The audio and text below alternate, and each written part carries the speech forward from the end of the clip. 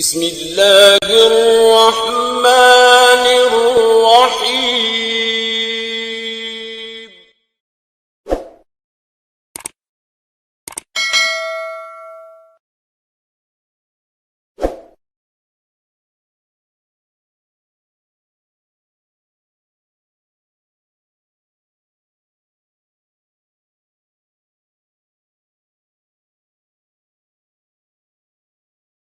الحمد للہ رب العالمین، الصلاۃ والسلام علی رسول الامین وعلی آلہ وصحبہ اجمعین۔ الصلاۃ والسلام علی رسول الامین وعلی آلہ وصحبہ اجمعین، صلاۃ وسلام لا غایۃ لہما ولا نہایہ۔ اما بعد فاعوذ باللہ من الشیطان الرجیم، بسم اللہ الرحمن الرحیم۔ قد سمع اللہ قول التی تجادلک فی زوجہا وتشتکی الی اللہ واللہ یسمع تحاورکما ان اللہ سمیع بصیر۔ الحمدللہ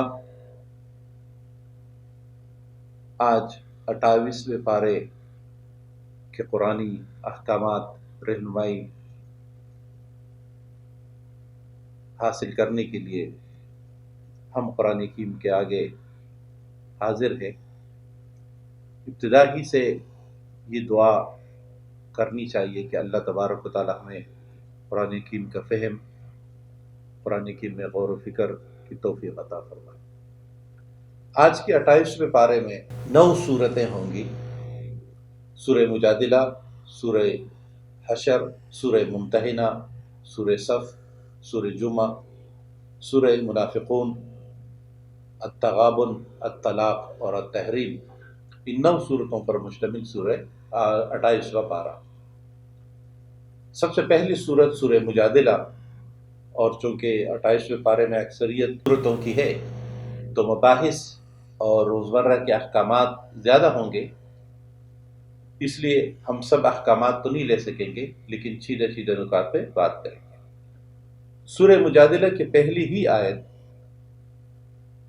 دراصل حضور صلی اللہ علیہ وسلم کے صحابہ میں سے اوس بن صامت انصاری رضی اللہ تعالیٰ عنہ، جو کہ عبادہ بن صامت رضی اللہ تعالیٰ عنہ کے بھائی تھے، اور عبادہ رئیس الانصار تھے، خصوصاً اوس کے سربراہ تھے۔ ان کے بھائی اوس کی بیوی، جس کا تعلق خود خزرج قبیلے سے تھا، خولہ بنت ثعلبہ رضی اللہ تعالیٰ عنہ۔ خولہ رسول اللہ صلی اللہ علیہ وسلم کے پاس آئی کہ یا رسول اللہ، اتنا عرصہ گزرا ہے، بچے ہیں، اور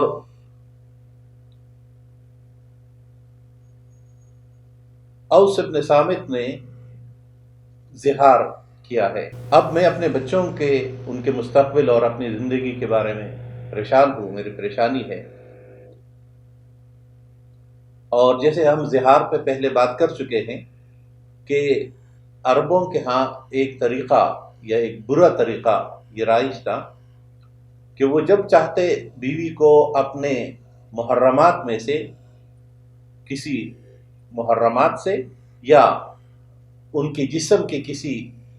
قابل احترام حصے سے تشبیہ دیتے تھے، جس کے لیے عموماً جملہ یہ کہا جاتا تھا کہ تم مجھ پہ ایسی ہو جیسے میری ماں، یا میری ماں کا جسم، اور یا باقی محرمات میں سے کسی کا ذکر کرو۔ اور اس سے ان کا تصور یہ تھا کہ عورت جو ہے وہ ماں کی طرح حرام ہو جاتی ہے۔ اب قرآن حکیم نے فرمایا قد سمع اللہ قول التی تجادلک فی زوجہا، اللہ تبارک و تعالیٰ نے اس کی بات سنی جو آپ سے الجھ رہی تھی، سوال جواب کر رہی تھی، اپنی پریشانی ذکر کر رہی تھی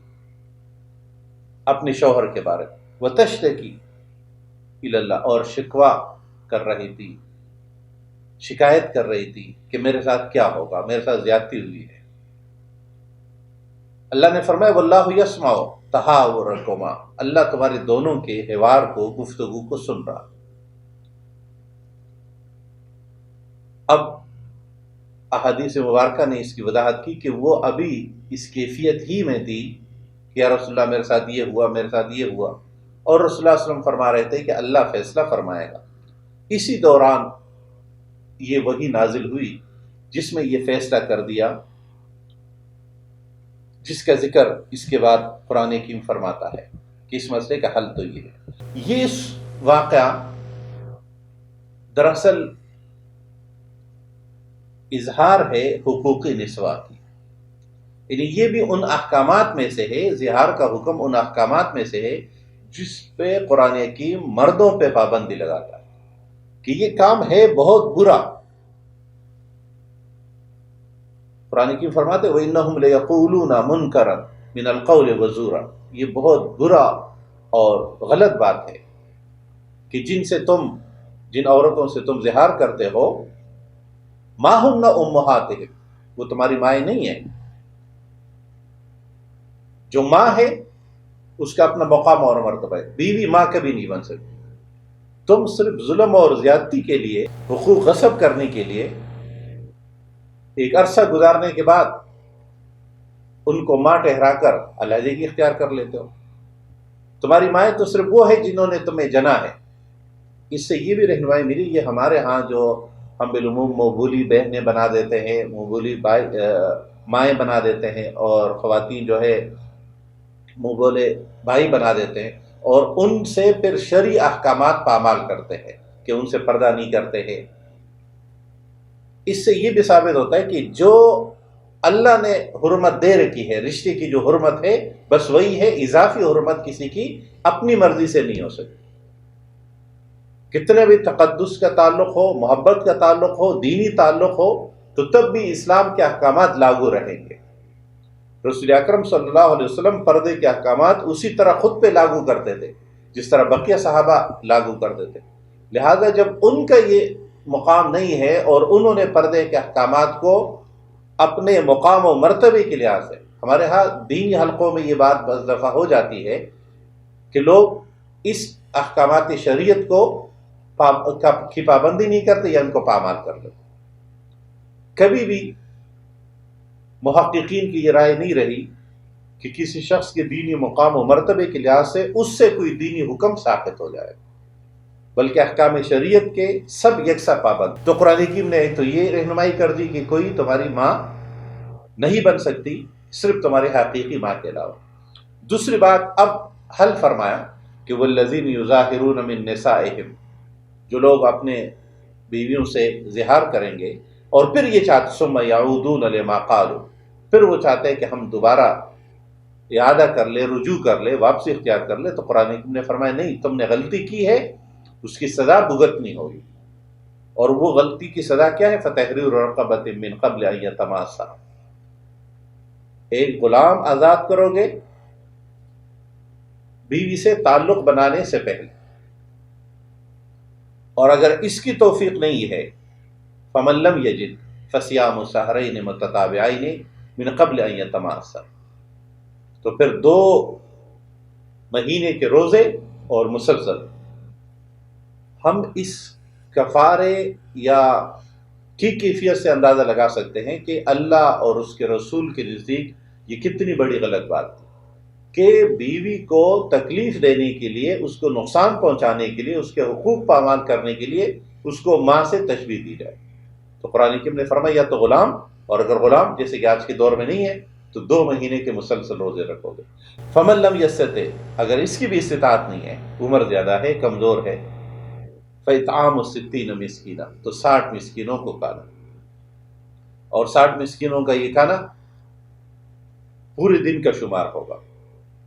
2 وقت کا۔ اور اس کے لیے جس طرح عام طور پہ عمومی کھانا ہوتا ہے، کوئی بہت اہتمام والا بھی نہیں، لیکن بہت زیادہ اپنے استطاعت کے درجے سے گرا کر، جس طرح ہم خود کھاتے ہو ویسے ہی کر۔ اگرچہ زہار کا تصور یا زہار کا طریقہ بر صغیر میں رائج نہیں رہا ہے، عموماً اکا دکا واقعات شاید ہوتے ہو، لیکن جب بھی ایسا ہو تو قرآن حکیم کی یہ احکامات اس پہ لاگو ہوں گے۔ سورہ مجادلہ میں دوسرا حکم 8 نمبر آیت میں ہے الم تری الی الذین نہوا عن النجوى، ان لوگوں کی طرف، ان لوگوں کا ذکر جنہیں منع کیا گیا تھا نجوہ سے۔ سورہ مجادلہ کی یہ آیت 28ویں پارے میں نجوے کا حکم اور اس کے اقسام۔ نجوہ ہے دو افراد کی سرگوشی کا نام، یعنی دو افراد سے مراد ہے اکثریت کے مقابلے میں چند لوگ الگ ہو کر محفل ہی میں ملے، آپس میں کوئی منصوبہ بنائے، کوئی بات کرے، کوئی مشورہ کرے، کوئی سوچے، یہ اس کی لغت کی صورت ہے۔ اور عموماً دیہاتوں میں لوگ یہ کرنے کے لیے ذرا الگ ہو کر اونچی جگہ پر چلے جاتے تھے، تو اس لیے اس کو نجوہ کے لفظ سے تعبیر کیا گیا۔ اب یہ بعض دفعہ اچائی کے لیے ہوتا ہے کہ دو نیک لوگ الگ ہوتے ہیں کہ ہم فلاں کی مدد کرنا چاہے تو کیسے کریں،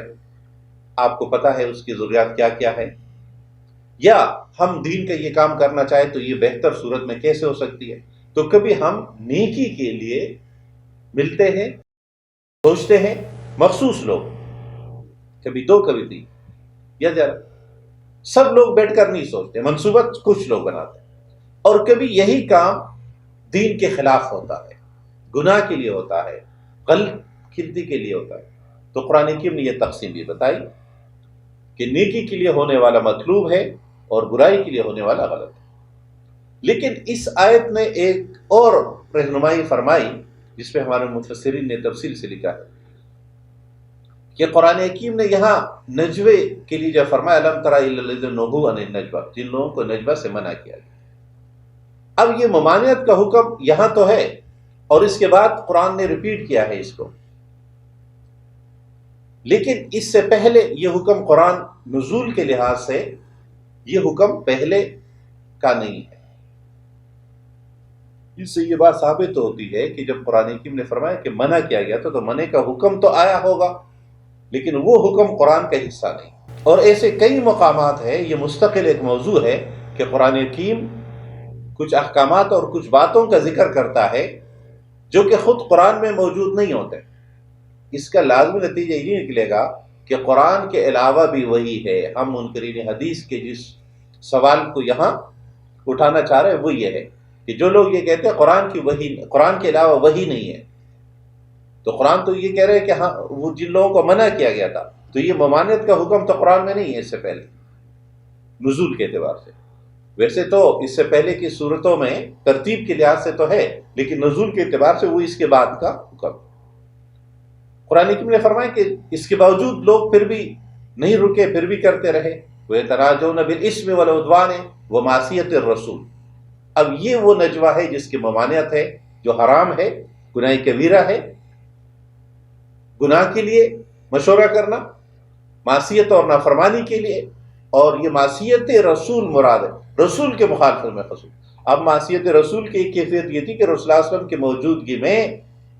اسلامی اجتماعیت کے جو کام آپ طے کرتے تھے ان کے مقابلے میں کوئی اور کرنا، اور اس کے بعد آج تک مسلمانوں کی اجتماعیت، اسلامی تحریک اور اسلامی تحریک کے اندر کوئی اس طرح کی اجتماعیت کے برخلاف کوئی گروہ بندی کرنا اور کوئی بات چلانا، یہ اس میں داخل ہے۔ لیکن نجوے کی جو اقسام قرآن حکیم بتاتا ہے اس کے بعد آیت نمبر 9 میں یا ایھا الذین آمنوا اذا تناجیتم فلا تتناجوا بالاسم والعدوان ومعصیۃ الرسول، جب تمہیں نجوہ کرنا ہو تو ایمان کا تقاضا یہ ہے اے ایمان والو کہ تم گناہ، نافرمانی اور معصیت رسول کا نجوہ نہیں، مشورہ نہیں، بلکہ وتناجوا بالبر والتقوی، بلکہ تمہارا نجوہ ہمیشہ تقوی اور پرہیزگاری کا ہونا چاہیے۔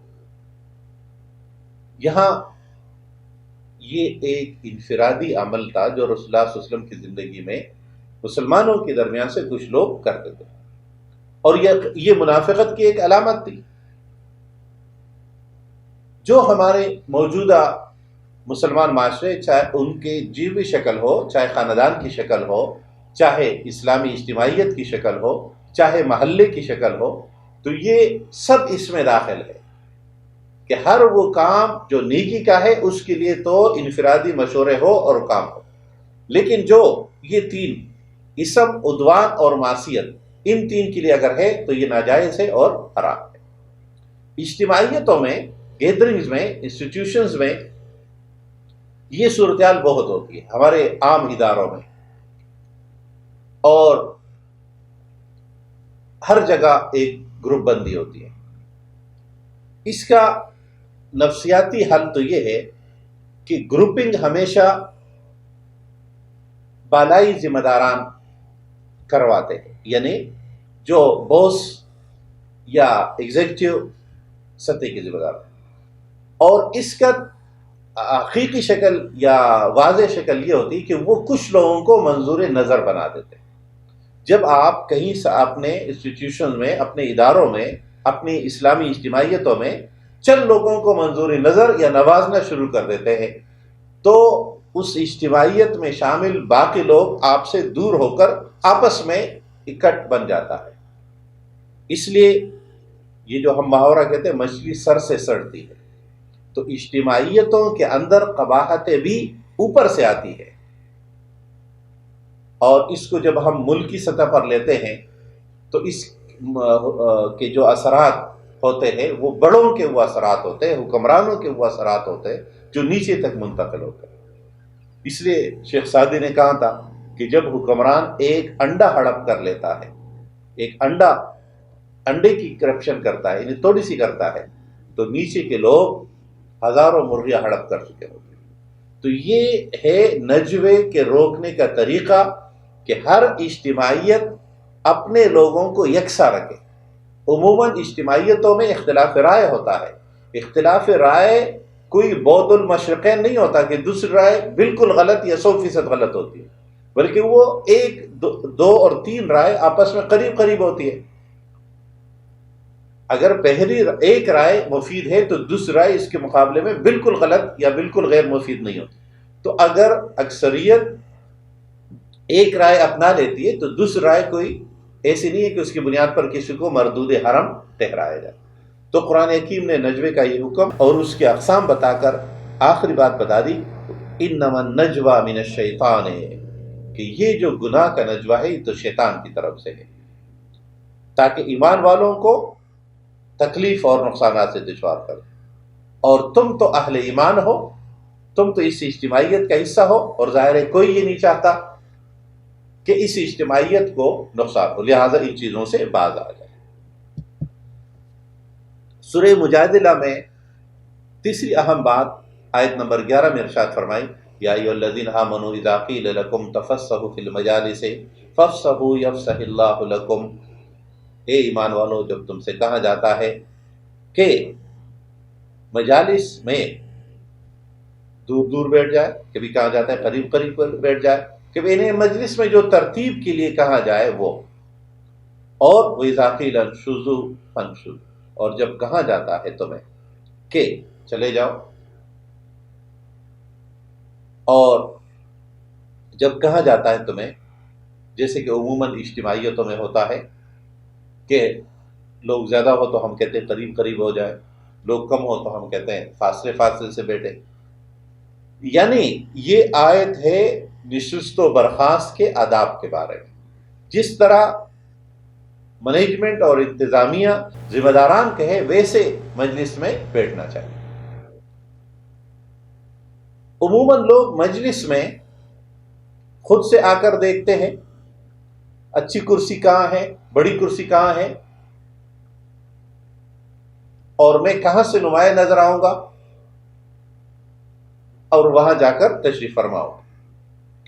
عیسیٰ علیہ السلام کی ایک رہنمائی انجیل میں آج بھی موجود ہے کہ آپ نے فرمایا کہ جب تم کسی محفل میں جاؤ تو جو صدر مجلس کی جگہ ہے، مہمانی خصوصی کی جگہ ہے، بڑے یا مقررین کی جگہ ہے، وہاں جا کر نہیں بیٹھو، اس لیے کہ اگر تمہارے لیے وہ جگہ نہیں ہے اور پھر میزبان تمہیں وہاں سے اٹھنے کے لیے کہیں تو یہ زیادہ بری بات ہے، بلکہ تم پہلے سے نیچے ارد گرد کہیں بیٹھ جاؤ، اگر میزبان تمہیں پھر وہاں بٹھانے کے لیے آنے کے لیے کہے تو یہ زیادہ عزت افزائی کی بات ہے۔ اس طرح قرآن حکیم نے یہاں بتایا کہ ایسے محافل اور آداب مجلس میں ترتیب کیا ہوگی۔ اگرچہ آج ہمارے ہاں اسے پروٹوکول کے نام پر ایک بالکل بے جان اور بے روح کام بنا دیا گیا کہ بس کارپوریٹ سسٹم کے طور پر فیکٹری کا جو چیف ایگزیکٹو ہے، جو باس ہے، وہ اپنے عہدے کے مطابق آ کر بیٹھیں گے۔ قرآن حکیم ایک اور پہلو اس کا بتاتا ہے کہ صرف عہدوں کی بنیاد پر یہ تقسیم، انہیں معاشرتی عہدے، کوئی بڑا ہوگا کوئی چھوٹا ہوگا، یہ ہر اجتماعیت کا حصہ ہے، صرف وہی پروٹوکول نہیں ہے، بلکہ فرمایا یرفع اللہ الذین آمنوا منکم والذین اوتوا العلم درجات، کہ جو تم میں سے ایمان والے ہیں ان کا بڑا درجہ ہے، بڑا مقام ہے، اہل ایمان۔ اب چونکہ الحمدللہ ہمارا معاشرہ اہل ایمان پر مشتمل ہے تو اس میں سب لوگ داخل، یعنی گویا تم سب مسلمان ہو، سب لوگ نیکی اور اچھائی کے لیے جمع ہوئے ہو، لہذا اس بنیاد پر سب برابر ہے۔ والذین اوتوا العلم درجات، اور جن کو اس کے بعد دوسرا درجہ بھی ہے، جو اہل علم ہیں ان کے درجے ان سے بلند، یعنی پہلا درجہ تو اہل ایمان کا ہے جس میں اہل علم اور غیر اہل علم برابر ہے، اور دوسرا درجہ پھر اہل علم کا ہے جن کو بڑا مقام اللہ تبارک تعالیٰ۔ اور جیسے ہم پہلے ذکر کر چکے ہیں کہ بڑا مقام و مرتبہ یہ دراصل ذمہ داریوں کا تقاضا کرتا ہے۔ شیکسپیئر نے کہا تھا جو جتنے بلندیوں پہ کھڑا ہوگا اسے اتنے ہی تند و تیز ہواؤں کا مقابلہ کرنا پڑے گا، لہذا مقام، مرتبہ، فضیلت یہ ذمہ داریاں ہیں جو اجتماعیت اور معاشرہ ہمارے سپرد کرتا ہے، چاہے یہ علمی ہو چاہے یہ تنظیمی ہو۔ واللہ بما تعملون خبیر۔ اب عموماً ایسے مجلسوں میں دلوں میں باتیں بہت آتی ہیں، تو قرآن حکیم فرماتا ہے اگر تمہاری ہوس ہے، ہرس ہے، تو یاد رکھو اللہ خوب جانتا ہے، وہ باخبر ذات ہے جو عمل تم کرتے ہو۔ اس کے بعد سورہ حشر میں پارہ نمبر 28 میں قرآن حکیم ارشاد فرماتا ہے بسم اللہ الرحمن الرحیم سبح للہ ما فی السماوات وما فی الارض وهو العزیز الحکیم۔ سورہ حشر میں اللہ تبارک و تعالیٰ نے، اور سورہ مجادلہ میں، اس سے پہلے ہم ایک بات بتاتے چلے کہ سورہ مجادلہ کی خوبی یہ ہے کہ اس کے ہر آیت میں لفظ اللہ استعمال ہوا، یعنی مختلف صورتوں کے مختلف خوبیاں ہیں، سورہ مجادلہ کی یہ خوبی ہے۔ سورہ حشر میں اللہ تبارک و تعالیٰ نے جو پہلا حکم، پہلی رہنمائی فرمائی، اور یہ بنو نذیر کے قبیلے کے ان کرتوتوں کے بارے میں ہے جنہوں نے رسول اکرم صلی اللہ علیہ وسلم کے ساتھ دھوکہ، فراڈ اور اس میں اقدام قتل، یعنی آپ صلی اللہ علیہ وسلم کی شہادت کی کوشش شامل تھی دھوکے سے، تو آپ صلی اللہ علیہ وسلم نے ان کی سرکوبی کا فیصلہ فرمایا، اور آپ صلی اللہ علیہ وسلم نے ان پر حملہ کیا، اور کئی دنوں تک ان کا محاصرہ چلتا رہا، اور پھر یہ لوگ معاہدے کرنے کے لیے تیار ہوئے کہ ہم یہاں سے نکل رہے ہیں۔ معاہدہ یہ ہوا کہ یہ لوگ یہاں سے باہر چلے جائیں۔ بنو قنقاع اور دیگر قبائل کی طرح یہ مدینے کے باہر نہیں بلکہ اندر تھے، اور جب انہوں نے یہ کارروائی کی تو رسول اللہ صلی اللہ علیہ وسلم کے ساتھ اس معاہدے کے نتیجے میں یہ خیبر کی طرف ان کو جلا وطن کر دیا، اور پھر حضرت عمر فاروق کے دور میں یہ خیبر سے شام کی طرف ان کو نکال دیا گیا، اور یہ شام چلے گئے۔ یہ گویا، اور جب یہ جا رہے تھے تو ان سے یہ تھا کہ تم اپنے سامان لے کر جاتے ہو، تو یہ اپنے گھروں کی چوکھٹوں تک اتار کر لے جانے لگے، اور یہود کی جو نفسیات ہے، چونکہ ان کے سود کا ایک بہت بڑا کاروبار تھا یہاں اور ہر جگہ کی طرح، اس لیے اوس اور خزرج جب ایمان لے آئے تو ان کے یہ کاروبار، اور وہ ان سے قرض لے کر آپس میں یہ لڑواتے تھے جیسے آج بھی دنیا میں ہو رہا ہے۔ لیکن یہاں یہ بات یاد رہے کہ اس آیت کی اہمیت آج کے دور میں یہ ہے کہ اسرائیل میں یہودی آج بھی مظاہرے کرتے ہیں تو پلے کارڈ اٹھائے ہوئے ہوتے ہیں جس پہ لکھا ہوا ہوتا ہے کہ خیبر از دا لاسٹ چانس، تمہارے لیے خیبر آخری چانس تھا، اس کے بعد اب ہماری باری ہے۔ یہ اس خیبر کی طرف اشارہ ہے۔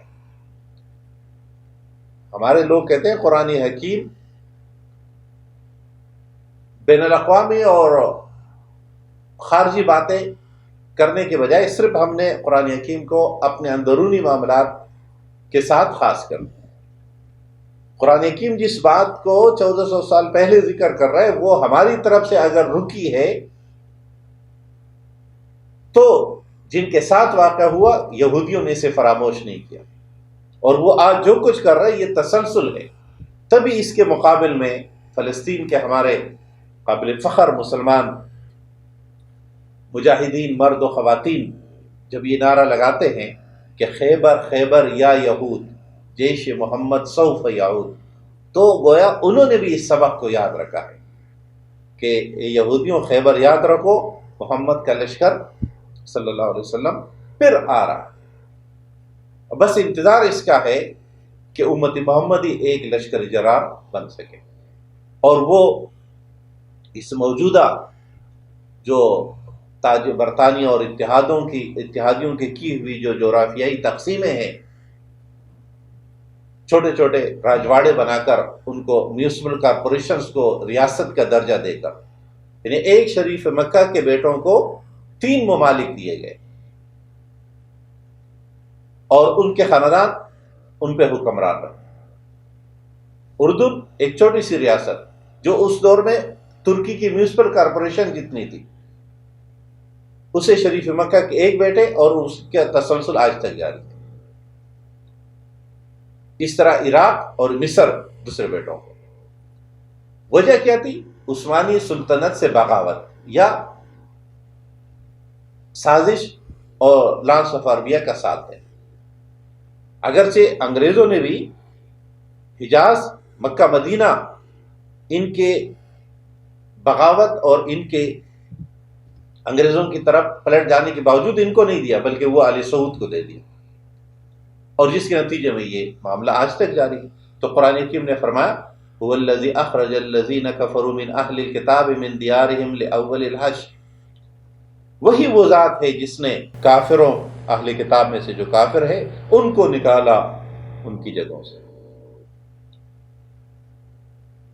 یہ نکالنے کے عمل کو اللہ تبارک و تعالیٰ نے اپنی طرف منسوب کیا، اگرچہ ان کے قلعے بڑے مضبوط تھے، اور ان کے دلوں میں قرآن حکیم فرماتے ہیں ہم نے تمہارا رعب پیدا کیا، وَقَذَفَ فِي قُلُوبِهِمُ الرُّعْبَ، اور اس کے نتیجے میں کیا ہوا؟ يُخْرِبُونَ بُيُوتَهُمْ بِأَيْدِيهِمْ، وہ اپنے گھروں کو خود اکاڑ رہے تھے، خراب کر رہے تھے، تاکہ چیزیں چوکٹے وغیرہ لے کر وہ یہاں سے چلے جائے جانور۔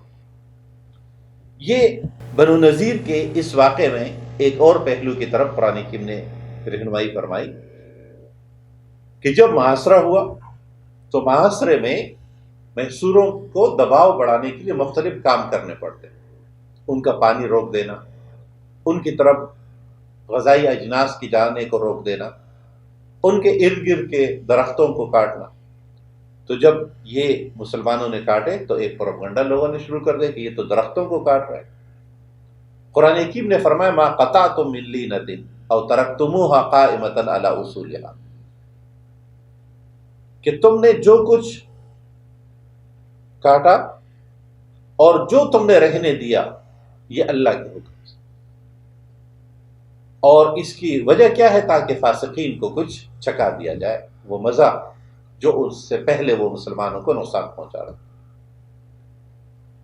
اور یہ اللہ تبارک و تعالیٰ نے گویا اپنی طرف منسوخ کر دیا، اور یہ اصول بنا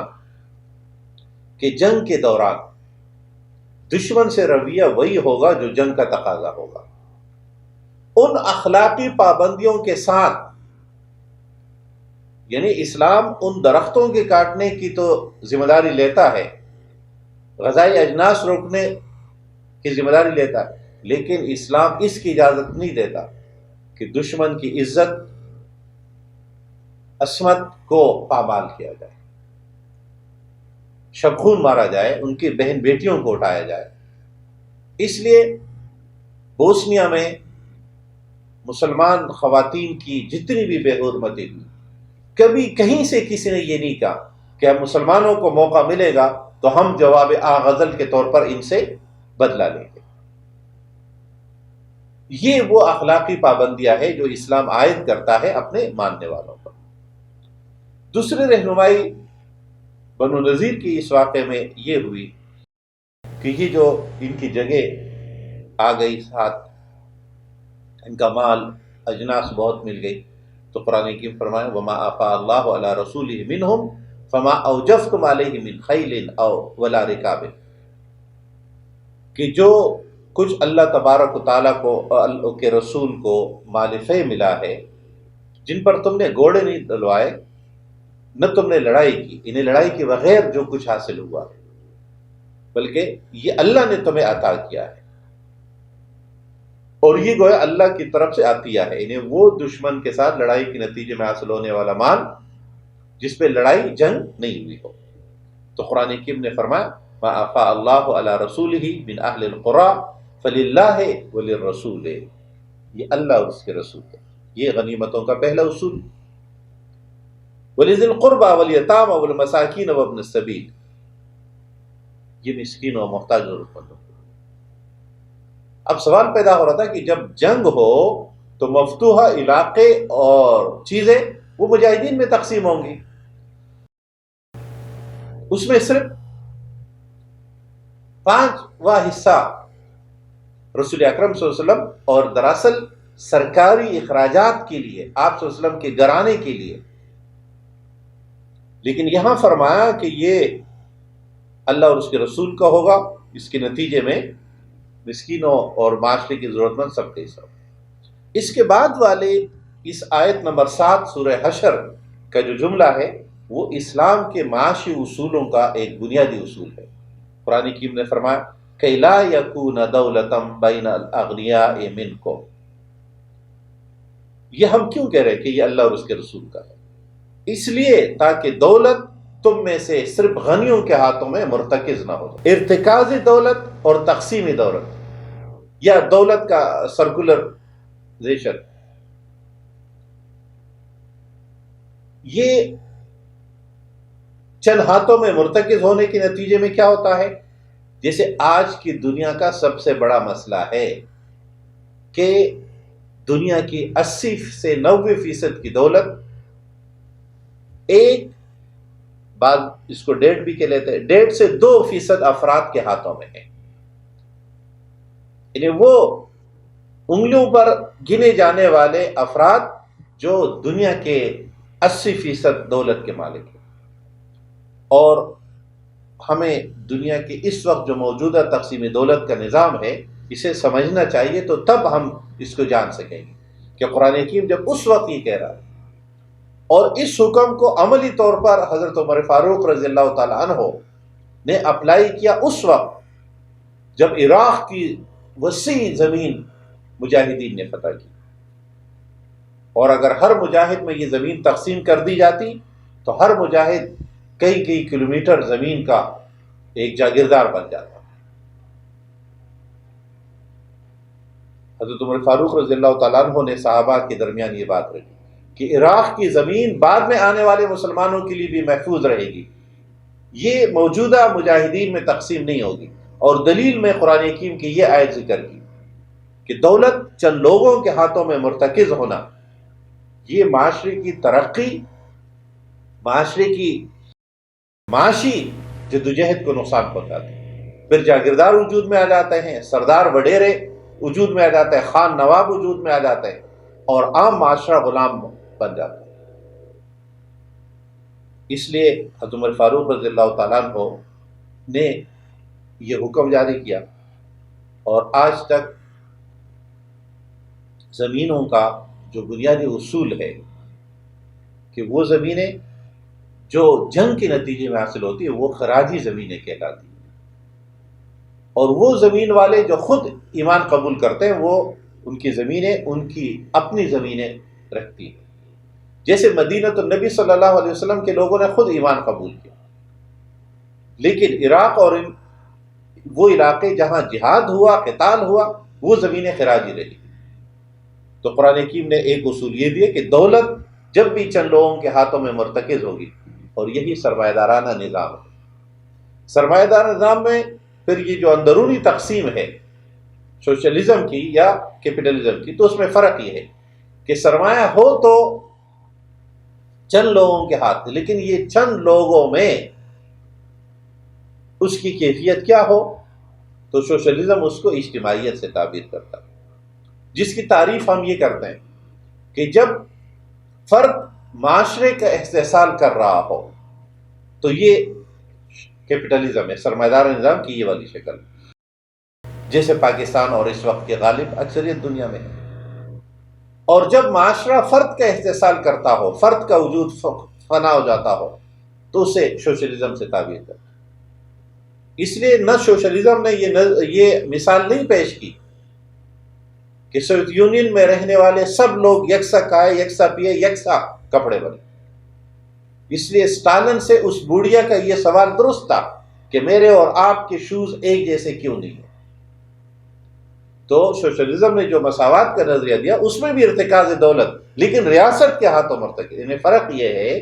کہ کیپٹلزم میں چند افراد کے ہاتھوں میں دولت مرتکز ہوتا ہے، اور سوشلزم میں ریاست کے ہاتھوں مرتکز ہوتا ہے. احتساب دونوں صورتوں میں نیچے ہوتا ہے. تو قرآن حکیم نے اس کے فوراً بعد، اب اس بات کی اہمیت اس سے بھی ہے کہ اس آیت کا یہ والا حصہ ہم بہت پڑھتے سنتے سناتے ہیں کہ ما اتاکم الرسول فخذوہ وما نہاکم عنہ فانتہوا. جو رسول تمہیں عطا کرے وہی لو، اور جس سے روکے اس سے منع ہو جاؤ. اور صحابہ رضوان اللہ علیہ اجمعین نے اس کو کلیہ دائمہ کے طور پہ قبول کیا کہ رسول جو کچھ تھے. اور جب صحابہ کے درمیان یہ سوال اٹھتا تھا کہ یہ حکم سنت میں موجود ہے رسول اللہ صلی اللہ علیہ وسلم نے کیا، تو اس کو قرآنی حکم ہی کی طرح سمجھا جاتا تھا، کیونکہ قرآن ہی نے کہا جو رسول کہے وہ اختیار کرے. اور یہی سے منکرین حدیث کی جڑ کٹ جاتی ہے کہ ما اتاکم الرسولوں میں اگر صرف قرآن ہے یا آپ صلی اللہ علیہ وسلم نے جو پوری رہنمائی اس کے علاوہ اسے قرآن حکیم کی تفہیم و تنفیذ کی، تو قرآن کے تفہیم بھی آپ نے عطا کی، قرآن حکیم کی تنفیذ بھی آپ نے سکھائی. لہذا امور ریاست اور تنفیذ بھی آپ ہی نے جس طرح قائم کیا وہ رہیں گی، اور قرآن کی تفہیم بھی وہی رہے گی جو آپ نے عطا کی. اس تفہیم کے بغیر قرآن حکیم تو گویا ترنوالا بن جاتا ہے، جیسے منکرین حدیث کے لیے کہ جو بھی 5 ڈکشنریاں پڑھنا سیکھ لے وہ ڈکشنریوں کی بنیاد پر قرآن حکیم کی تفسیر کرنا شروع کر دیتا ہے. اب یہی تفسیر، یہ عجیب سا عقلی سوال ہے کہ جو تفسیر موجودہ زمانے میں فلاں فلاں اور یہ لوگ قرآن حکیم کے کرتے رہے، یہی مقام تو رسول کو حاصل نہیں ہے، لیکن پرویز کو یہ مقام حاصل ہے کہ وہ قرآن حکیم کی جس لفظ کی چاہے جو وضاحت کر دے، اور اس کے بعد اس کے نقش قدم پر یا اس سے پہلے سر سید احمد خان وغیرہ جتنے چلتے رہے. تو آج کے جس شخص کو قرآن حکیم کی تفسیر کرنے کا حق حاصل ہے اور اسے تسلیم کرتے ہیں ان کے پورے ماننے والے، تو رسول کا یہی حق کہ رسول نے جو یہ رہنمائی کی یا صحابہ نے جو یہ رہنمائی کی اسے کیوں تسلیم نہیں کیا جائے. تو قرآن حکیم نے فرمایا ما آتاکم الرسول فخذوہ. اس میں دوسری بات یہ بھی ہے کہ سنت کی اہمیت، اطاعت رسول، مقام مصطفیٰ کیا ہے. یہاں عمومیت کی بات ہے، تم سب کے لیے ما آتاکم الرسول فخذوہ، تم سب اسی واحد کی ضمیر ہے. رسول نے جو کچھ عطا کیا اس میں فرق نہیں ہے کہ وہ وہی مطلوع ہے یا وہی غیر مطلوع ہے. جب یہ بات ثابت ہو جائے کہ یہ رسول کا حکم قول اور فعل ہے تو ایک مسلمان پھر دستبردار ہو جاتا ہے اپنی رائے اور اپنے اختیار سے، اور اسی کو اختیار کرنے کے لیے آمادہ ہوتا ہے. یہی ایمان کا تقاضا ہے. سورہ حشر میں قرآن حکیم نے ایک اور رہنمائی کی. آپ قرآن حکیم نے فرمایا آیت نمبر 9 میں والذین تبوؤا الدار والایمان من قبلهم یحبون من ہاجر الیہم ولا یجدون فی صدورہم حاجۃ مما اوتوا ویؤثرون علی انفسہم ولو کان بہم خصاصہ. قرآن حکیم کی یہ آیت انسانی مزاج میں موجود قربانی، ایثار اور سخاوت کی کیفیت کو بیان کرتا ہے کہ وہ لوگ جو ہجرت کر کے آئے اور مدینے میں گئے مہاجرین صحابہ خاندانوں کے طور پر آباد ہوئے، اور اس سے پہلے اہل ایمان یعنی انصار یعنی اوس اور خزرج کے لوگ پہلے سے یہاں موجود تھے. قرآن حکیم نے یہاں انصار کی فضیلت بیان کی، عظمت بیان کی، اور تاریخ جانتی ہے کہ جیسے رسول اللہ صلی اللہ علیہ وسلم نے فرمایا کہ انصار نے جو وعدے کیے تھے، جو ان کی ذمہ داریاں تھیں، جو ان کے حقوق، جو ان پر فرائض عائد تھے، وہ انہوں نے پورے کیے، لیکن انصار کو جو کچھ ملنا چاہیے تھا وہ نہیں ملا. اور آپ صلی اللہ علیہ وسلم نے پیشن گوئی کی کہ انصار تم پر دوسروں کو ترجیح دی جاتی رہی لیکن تم صبر کرنا یہاں تک کہ کوثر، حوض کوثر پر ملاقات ہو. اور تاریخ اس کے بعد خود رسول اللہ صلی اللہ علیہ وسلم کی زندگی میں یہ بات دیکھتی رہی کہ انصار نے وہ سب قربانیاں دی جس کا امکان تک پایا جا سکتا. یہاں قرآن کی ان کی انہی فضیلتوں کو بیان کرتا ہے. انصار کے اس لازوال اور بے مثال قربانیوں کی آئیے کچھ مثالیں جان لیتے ہیں. ایک تو یہی بنو نذیر کے زمینیں جب مسلمانوں کے اختیار میں آئی تو رسول اکرم صلی اللہ علیہ وسلم نے انصار سے اس بارے میں مشورہ فرمایا کہ یقیناً یہ تم میں اور مہاجرین دونوں میں تقسیم کر دی جائے. تو انصار نے کہا کہ ہمارے پاس تو ہماری زمینیں ہے، ہمارے مہاجرین بھائیوں کے پاس ہمارے کچھ زمینیں نہیں ہیں، تو یہ زمینیں آپ ان کو دے دیجیے. اب یہ بات تو سمجھ میں آنے والی ہے کہ بنو نذیر کی زمینیں مہاجر صحابہ میں تقسیم کی گئی، لیکن اس کے بعد جب بحرین فتح ہوا اور بحرین کی زمینیں مسلمانوں کے اختیار میں آئی تو وہاں بھی انصار نے اسی قربانی کا مظاہرہ کیا کہ ہماری یہ زمینیں بھی مہاجرین صحابہ میں تقسیم کی. اور صرف 1 2 یا 3 صحابہ کے نام آتے ہیں انصار کے جو انتہائی مالی لحاظ سے کمزور تھے، ان کی زمینیں نہیں تھی، تو رسول اللہ صلی اللہ علیہ وسلم نے ان کو بھی دیا. یہ بظاہر لوگ دنیا جنگوں کے نتیجے میں زمینوں کے حصول، طاقت کے حصول، پیسوں کے حصول، دولت کے حصول کے لیے لڑتے، اور انصار نے یہ بتا دیا کہ ہم اللہ اور اس کے رسول کے لیے میدان جنگ میں. اس لیے حضرت عمر ابوبکر صدیق رضی اللہ تعالیٰ عنہ نے اس موقع پر انصار کی بہت زیادہ فضیلت بیان کی کہ تم نے بہت عظیم فیصلہ کیا، اور یہ انتہائی قربانی. ہاتھ آتی ہوئی وہ زمینیں جو جدید پشتی ملکیت بن جاتی ہے، ان کو مہاجرین میں تقسیم کے لیے انصار دستبردار ہو گئے. اور پھر اس کو عمومی تناظر میں دیکھیں. رسول اکرم صلی اللہ علیہ وسلم کی صحابیہ فرماتی ہے کہ احد میں ایک زخمی کو پانی پلانے کے لیے پہنچی. میں نے جب اسے پانی پلانا چاہا تو قریب میں ایک اور زخمی مجاہد نے پانی کی پیاس کی آواز بلند کی. میں جب انہوں نے کہا کہ میرے بھائی کو پہلے پلائیے. جب میں اس کے پاس پہنچی تو اس کے قریب ایک اور مجاہد زخمی پیاس کے لیے کہہ رہا تھا. میں اس کے پاس پہنچی، انہوں نے کہا اس کو پہلے پلائیے. اس طرح میں 7 مجاہدین کے پاس پہنچی. 7ویں کے پاس جب پہنچی، ہر ایک نے مجھے دوسرے کی طرف ریفر کیا، اور جب میں 7ویں کے پاس پہنچی تو وہ شہید ہو چکا تھا. میں دوڑی 6 کے پاس آئی، وہ بھی شہید. اس طرح 5ویں اور پہلے تک آئی تو سب شہید ہوئے. لیکن شہادت موت کے اس موقع پر جب ہر شخص ایک گھونٹ پانی مانگ رہا تھا، اس نے اپنے بھائی کو، اپنے مسلمان بھائی کو اپنے اوپر ترجیح دی. اس لیے قرآن کریم نے فرمایا وَيُؤْثِرُونَ عَلَىٰ أَنفُسِهِمْ، اپنے اوپر دوسروں کو ترجیح دینے والے، چاہے یہ بنو نذیر کی زمینیں ہو، بحرین کی زمین ہو، یا احد کے پانی کا ایک گونٹ ہو. یہ وہ لازوال مثالیں. اس طرح ایک اور دلچسپ مثال ایک مسلمان خاندان کی کہ رسول اکرم صلی اللہ علیہ وسلم کا مہمان آیا، آپ نے فرمایا کون مہمان نوازی کرے گا. یہ ایک اور پہلو ہے کہ رسول اللہ صلی اللہ علیہ وسلم کے اپنے گھر میں اتنا کچھ نہیں ہوتا تھا کہ ہر دفعہ مہمان نوازی کی. تو حالانکہ یہ گویا پروٹوکول کے لحاظ سے شاہی مہمان ہے. تو طلحہ یا دیگر صحابہ کے نام آتے ہیں، کئی صحابہ کے فلاں یا فلاں تھے جو ان کو لے کر اپنے گھر گئے. ان کے گھر میں کیفیت یہ تھی کہ کھانا صرف ان دونوں کے لیے تھا، صرف بچے کا کھانا تھا، اور میاں نے بیوی سے کہا کہ بچے کو کس طرح سلا دو اور کھانا مہمان کا لے. تو سوال اٹھا کہ مہمان اکیلا کیسے کھائے گا، میزبان بھی ساتھ بیٹھ کر کھائے گا. تو فرمایا تم چراغ ٹھیک کرنے کے بہانے بجھا دینا، اس دوران چراغ ٹھیک ہوتے ہوتے میں نہیں کھاؤں گا، وہ کھا لے. یہ مہمان نوازی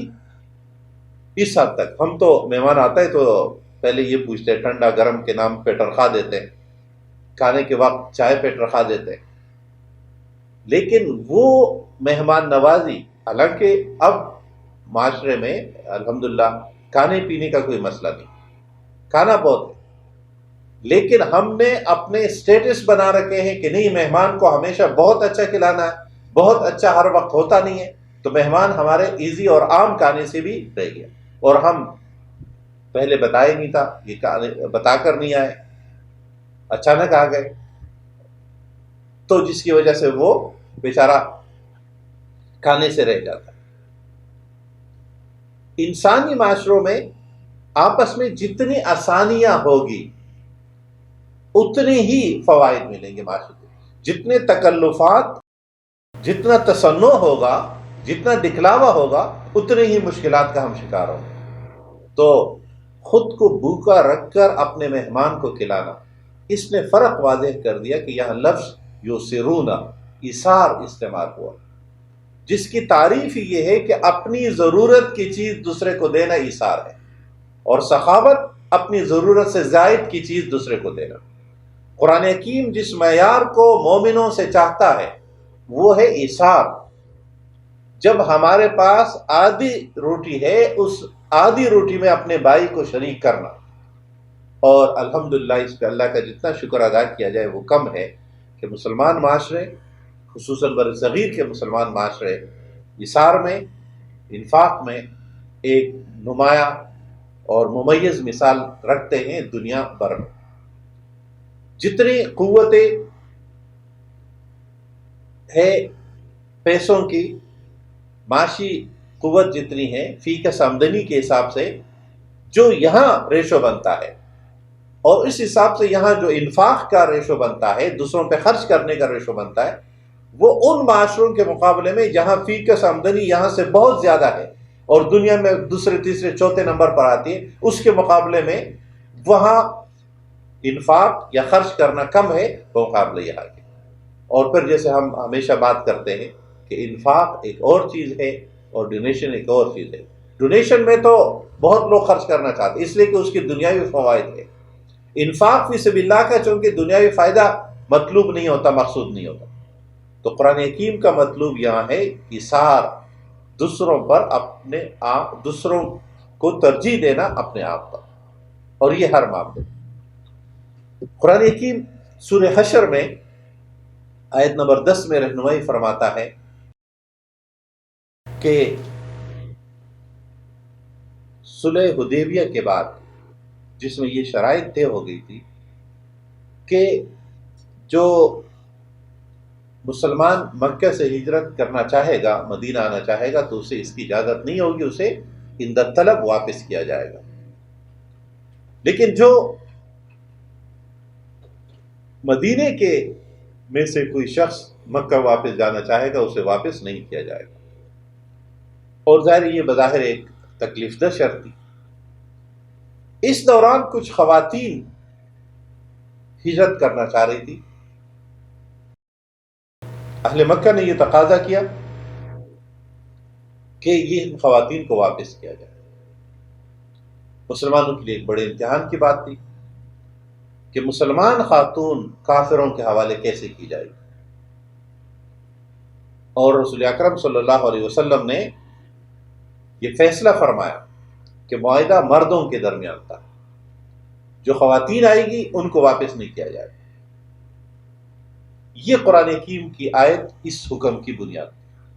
جب قرآن حکیم نے فرمایا یا ایھا الذین آمنوا اذا جاءکم المؤمنات مہاجرات فامتحنوہن، جو مہاجر مومن عورتیں تمہارے پاس آئے تو ان کو جانچ لو کہ واقعی وہ مسلمان مومن ہے یا نہیں ہے۔ اللہ کو خوب پتہ ہے ان کے ایمان کا، اور جب تمہیں یہ یقین ہو جائے کہ یہ مومن ہے تو فلا ترجعوہن الی الکفار، پھر انہیں کافروں کی طرف کبھی واپس نہیں کرو۔ لا ہن حل لہم ولا ہم یحلون لہن، نہ یہ ان کے لیے جائز ہے، حلال ہے، اور نہ وہ کافر مرد ان کے لیے حلال ہے۔ یہ تقسیم مسلمانوں نے اختیار کی اور ان خواتین کو واپس نہیں کیا۔ بہت دباؤ بڑھا، لیکن تب بھی مسلمان اس پہ ڈٹے، اور یہ اس بات کی علامت ہے کہ آج مسلمان خواتین، اور جو خصوصاً ہم نے خود ہی ہمارے عاقبت ناندیش حکمرانوں نے ہر وقت غیروں کے سامنے سجدہ ریز ہونے والے ہماری فوجی ڈکٹیٹر نے جب مسلمان خاتون، پاکستانی خاتون اور دیگر کہیں ہم نے خود اپنے لوگوں کی تجارت کی، یعنی ہمیشہ حکمران اپنے عوام کا تحفظ کرتے ہیں، اور اس بات کا ذکر مشرف نے خود اپنی کتاب میں کیا کہ ہم نے اتنے لوگوں کو اتنے پیسوں کے عوض حوالے کیا، اور اس کی باقاعدہ قیمت وصول کی گئی۔ قوم فروشی کی اس سے پہلے بھی تاریخ نے کئی مثالیں دیکھی ہوئی، لیکن قوم فروشی کی یہ والی مثال ایک نادر و نایاب ہے۔ اور ہماری وہ بہن، ہمارے وہ بھائی تکلیفوں میں وقت گزارتے ہیں، کچھ ابھی بھی باقی ہے، اور جن کو مستقل حوالے کیا گیا وہ اب بھی تکلیفوں میں ہیں، جیلوں میں۔ اور اللہ تبارک و تعالیٰ آخرت میں تو فیصلہ فرماتا ہی ہے، اللہ دنیا میں بھی دکھاتا ہے کہ فرد کا فرد کے ساتھ ذاتی غلطی ایک درجہ ہے، لیکن کسی فرد کا اجتماعیت کے ساتھ یہ جرم، اس کی نوعیت کچھ اور ہے۔ اس لیے اللہ تبارک و تعالیٰ کی لاٹھی یقیناً بے آواز ہے۔ تو قرآن حکیم نے فرمایا کہ جو مسلمان ہو جانے والی خواتین ہیں وہ کافروں کے لیے حلال نہیں ہے، اور نہ کافر شوہر ان کے لیے حلال، وہ یہ دوسرے رہنمائی میں۔ اور اگر تم چونکہ کفر کے نتیجے میں، ایمان لانے کے نتیجے میں نکاح خود کافر اور مسلمان مومن کا نکاح ایمان کے نتیجے میں خود ٹوٹ گیا، میاں بیوی میں سے جو مسلمان ہوا ان کا نکاح اس صورت میں برقرار رہے گا جب جوڑا ساتھ ایمان قبول کر لے۔ اگر ایک دو دن کا فرق بھی آتا ہے تو نکاح قائم رہے گا۔ اس لیے قرآن حکیم نے فرمایا کہ جب یہ خواتین تمہارے پاس آئے گی تو ان کے بیعت کا طریقہ کیا ہوگا۔ یا ایھا النبی اذا جاءک المؤمنات یبایعنک علی ان لا یشرکن باللہ شیئا، کہ اے نبی جب آپ کے پاس یہ مومن عورتیں آتی ہے اور بیعت کرنا چاہتی ہے تو بیعت کس چیز پہ ہوگی کہ اللہ کے ساتھ کسی کو شریک نہیں ٹھہرائیں گے۔ ولا یسرقن ولا یزنین، نہ چوری کریں گے، نہ بدکاری کا شکار ہوں گے، ولا یقتلن اولادہن، اور نہ اپنی اولاد کو قتل کریں۔ سیرت اس کی عملی تنفیذ کی مثالیں ذکر کرتی ہے، اور ان میں سے ایک مثال جب ہندا بہت بعد میں بیعت کے لیے آئی فتح مکہ کے، اور رسول اللہ صلی اللہ علیہ وسلم یہی بیعت لیتے تھے، لیکن طریقہ یہ ہوتا تھا کہ رسول اللہ صلی اللہ علیہ وسلم نے زندگی میں کبھی غیر محرم خاتون کو ہاتھ نہیں لگایا، تو چادر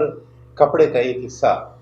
عورتیں پکڑ لیتی تھی اور ایک حصہ رسول اللہ صلی اللہ علیہ وسلم۔ رسول اللہ صلی اللہ علیہ وسلم نے جب یہ بیعت لیا کہ شرک نہیں کریں گے، چوری نہیں کریں گے، بدکاری نہیں کریں گے، تو ہندا نے کہا کوئی عزت مند خاتون ایسا نہیں کرتی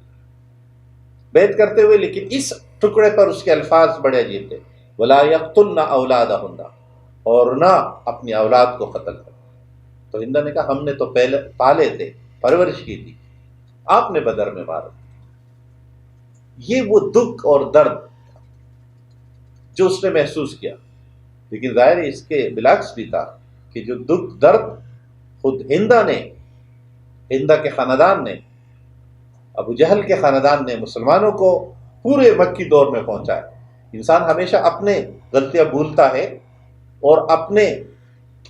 مظلومیت کو اجاگر کرتا ہے۔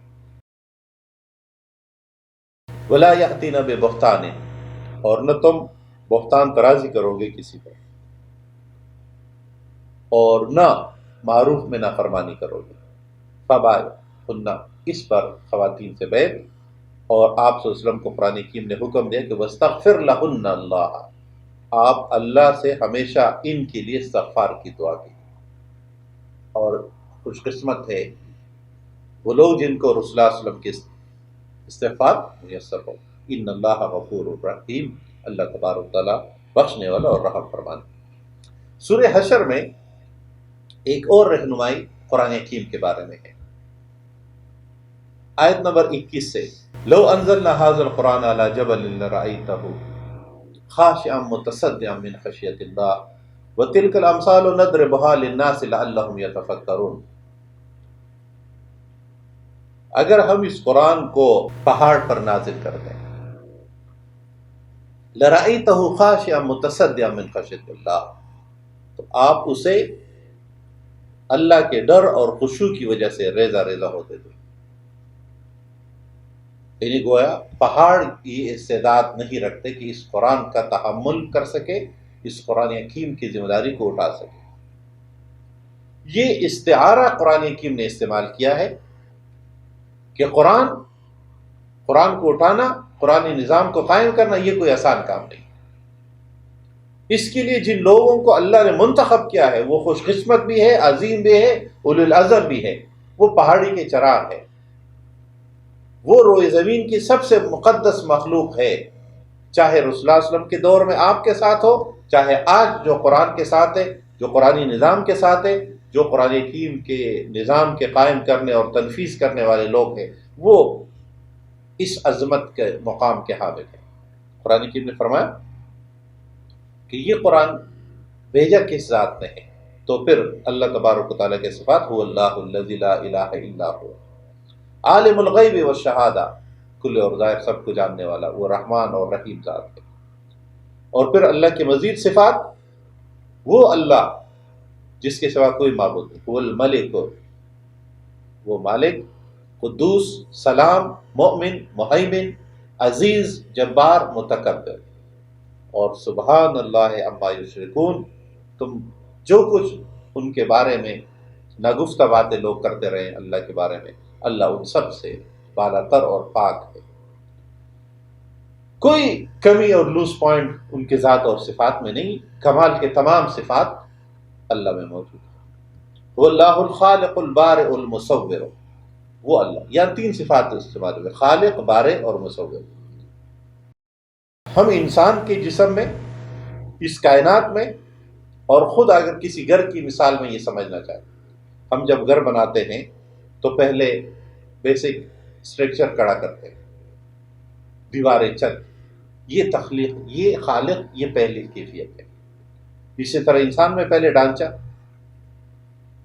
اور پھر البارئ، اس کو ٹھیک کرنا، اور ٹھیک ہم پلستر کرتے ہیں اور جس طرح اللہ تبارک و تعالیٰ نے انسانی بدن کو اس کے بعد گوشت سے پر کیا، ہڈیاں کے اوپر گوشت، اور اس طرح یہ کائنات ہے کہ ایک اس کا بیسک ڈھانچہ ہے جس تک ہم کبھی پہنچ پاتے ہیں، سمجھ پاتے ہیں، کبھی نہیں پاتے. جیسے یہ کرۂ ارض ہے، کرۂ ارض کے اندر کیا ہے یہ ابھی تحقیق طلب ہے، کچھ معلومات ہے، کچھ ابھی نہیں. اس کے اوپر زمین، پانی اور مٹی کا مجموعہ، یہ باریکی کی. پھر اور اس کے بعد فرمایا المصور، مصور انسان کے خد و خال، روپ و رنگ، اور جیسے ہم اپنے عمارت کے تیسرے مرحلے میں اس کے رنگ و روغن کرتے ہیں، کلر کرتے ہیں، جس طرح اللہ نے اس کرۂ ارض پر مختلف علاقوں میں مختلف رنگ پیدا کیے ہیں. کہیں آبشاریں ہیں، پہاڑیں ہیں، سبزہ ہے، کہیں صحرا ہے، کہیں اس کے درمیان والی کیفیت ہے. یہ جو مختلف رنگ اللہ تبارک، یہ بالترتیب خالق، بارئ اور مصور کی کیفیت. اللہ تبارک و تعالیٰ کی یہ صفات اور اس سے پہلے قرآن کا ذکر ملا کر دیکھیے تو جو اللہ بالاتر ذات، طاقتور ذات، ان صفات سے متصف ہے، اسی نے جب روئے زمین پہ قرآن کی ذمہ داری پیش کی تو اتنی بڑی تھی کہ اگر اسے پہاڑ پر نازل کرتے تو وہ ریزہ ریزہ ہو جاتا. لیکن انسان کو اللہ نے یہ مقام و مرتبہ، یہ قوت دی کہ وہ اس قرآن کو اٹھائے، سمجھے اور کائنات پر نافذ کرے. اس کے بعد سورہ ممتحنہ میں